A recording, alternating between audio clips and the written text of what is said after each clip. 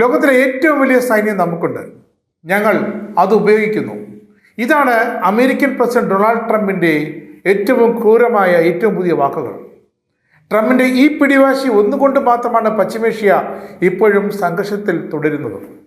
India അത് വ്യക്തമായി മനസ്സിലാക്കുകയും വ്യക്തമായി പ്രതികരിക്കുകയും ചെയ്തിട്ടുണ്ട്.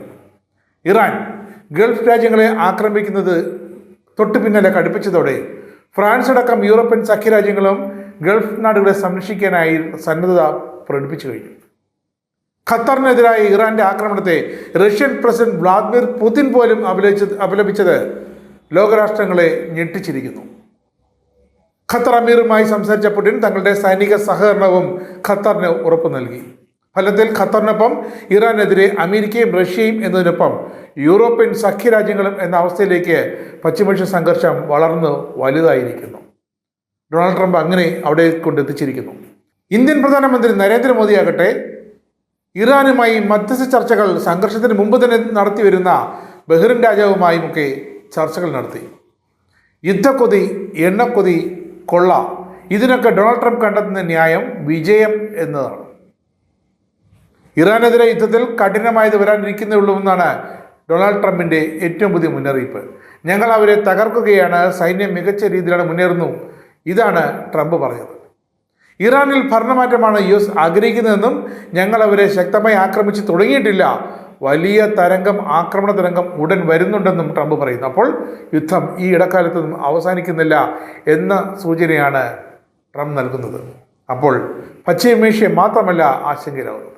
സംഘർഷം 4ാം ദിനത്തിലേക്ക് കടന്നതോടെ ഹോർമുസ് കടലിടുക്ക് ഇറാൻ അടച്ചുപൂട്ടി. ലോകത്തെ എണ്ണക്കപ്പലുകൾ കടന്നു പോകുന്ന പ്രധാന പാതയായ ഹോർമുസ് കടലിടുക്കിലൂടെ ഗതാഗതം ഏതാണ്ട് നിശ്ചലമായ അവസ്ഥയാണ്. വിലക്ക് ലംഘിച്ച് കടലിടുക്കിലൂടെ കടന്നു വന്ന കപ്പലുകളെ ആക്രമിക്കുമെന്നാണ് ഇറാന്റെ മുന്നറിയിപ്പ്. കഴിഞ്ഞ ദിവസം ഇറാൻ അത് പ്രാവർത്തികമാക്കുകയും ചെയ്തു. ഹോർമുസ് കടലിടുക്ക് ഏതാനും ദിവസം അടച്ചിട്ടാൽ പോലും ഗ്യാസ് എണ്ണക്കടത്തിനെ ബാധിക്കും. ലോകത്തെ എണ്ണയുടെയും വാതകത്തിൻ്റെയും ഏകദേശം 20% കടന്നു പോകുന്ന കടലിടുക്കാണ് ഈ ഹോർമുസ്. ഇവിടെ 3 കപ്പലുകൾക്ക് നേരെ ആക്രമണം ഉണ്ടായി തുടർന്ന് ആഗോള വിപണിയിൽ എണ്ണ വില ഉയർന്നു എന്നത് മറ്റൊരു ഞെട്ടിക്കുന്ന വാർത്തയാണ്. ഇന്ത്യ ഈ പ്രതിസന്ധി ഒഴിവാക്കാൻ റഷ്യൻ എണ്ണ വാങ്ങുന്നത് വീണ്ടും വർദ്ധിപ്പിക്കാനുള്ള ആലോചന ആരംഭിക്കുകയും ചെയ്തു. ആക്രമണം തുടരുന്നതോടെ ഖത്തർ എനർജി നാച്ചുറൽ ഗ്യാസ് ഉൽപ്പാദനം നിർത്തി. ഇറാൻ ആക്രമണമുണ്ടായ അരാംകോയുടെ പല പ്ലാന്റുകളും പ്രവർത്തനം നിർത്തിവെച്ചിട്ടുണ്ട്. കുവൈറ്റിലെ പല റിഫൈനറികളും ഉൽപ്പാദനം നിർത്തി. സംഘർഷം തുടങ്ങുന്നതിന് മുമ്പ് തന്നെ ടെഹ്റാൻ ചർച്ചകൾക്ക് തയ്യാറായിരുന്നു. അവർ ഒരു ആക്രമണത്തിനും കോപ്പ് കൂട്ടിയിരുന്നുമില്ല. എന്നിട്ടും അമേരിക്കയും ഇസ്രയേലും ചേർന്ന് ഇറാനെ ആക്രമിച്ചതാണ് ഒരു തുടക്കം. അവിടെ ആഭ്യന്തര പ്രതിഷേധങ്ങൾ മാത്രമായിരുന്നു അരങ്ങേറിയിരുന്നത്. ഇസ്രായേൽ അവകാശപ്പെടുന്നത് പോലെ ഇതൊരു പ്രതിരോധ യുദ്ധവുമല്ല, ഇതൊരു സാമ്രാജ്യത്വ യുദ്ധമാണ്. അത് അമേരിക്ക നയിക്കുന്നു, ഇസ്രായേൽ തൊട്ട് പിന്നാലെ നിൽക്കുന്നു. എണ്ണയ്ക്കും വിഭവങ്ങൾക്കും വേണ്ടിയുള്ള ഒരു പകൽ കൊള്ള, അതാണ് ഇറാന് മേൽ അമേരിക്കയുടെ ആ ലക്ഷ്യം.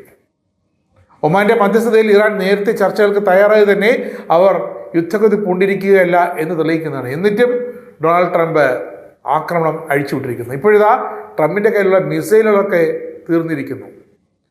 എന്താണ് ഇപ്പോൾ ട്രംപ് ചെയ്തത്?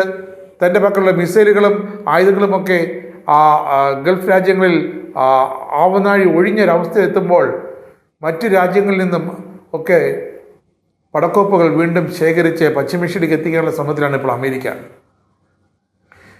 ഈയൊരു വളരെ സങ്കീർണമായ സാഹചര്യത്തിൽ ഇന്ത്യക്ക് ഡൊണാൾഡ് ട്രംപിൻ്റെ വിലക്ക് മറികടക്കുക തന്നെ വേണം. എന്താണ്? ഇന്ത്യക്ക് ദൈനംദിന ആവശ്യത്തിനുള്ള എണ്ണ പ്രതിസന്ധിയില്ലാതെ ലഭ്യമാകണം, സുഗമമായി ലഭിക്കണം. അതിന് ഇന്ത്യ തൽക്കാലം ഡൊണാൾഡ് ട്രംപിൻ്റെ വ്യാപാര കരാറിൻ്റെ അടിസ്ഥാനത്തിൽ റഷ്യയുമായുള്ള ഇന്ത്യയിലെ സ്വകാര്യ പൊതുമേഖലാ എണ്ണ കമ്പനികളുമൊക്കെ റഷ്യൻ ഏജൻസിയിൽ നിന്നുള്ള എണ്ണ വാങ്ങൽ നിർത്തിവെച്ചിരിക്കുകയായിരുന്നു. കഴിഞ്ഞ 3 മാസമായി ഈ ഒരു അവസ്ഥ തുടരുകയാണ്. പക്ഷേ ഇപ്പോൾ ഇന്ത്യ വീണ്ടും ഒരു പുനർവിചിന്തനം നടത്തിക്കൊണ്ടിരിക്കുകയാണ്.